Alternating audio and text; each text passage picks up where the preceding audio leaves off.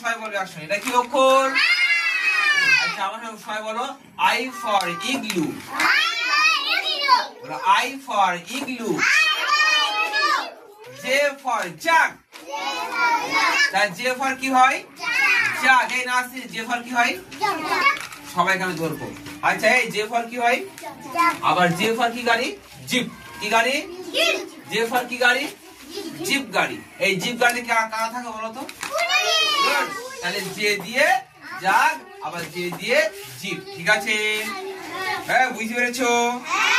Next next তারপরে দেখো এটা কে? এটা কি গাড়ি? এটা কি বলো তো?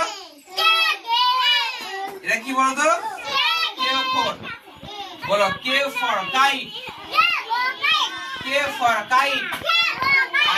আই বুসরা এদিকে তাকাও। তুমি তাকাচ্ছ না কিন্তু।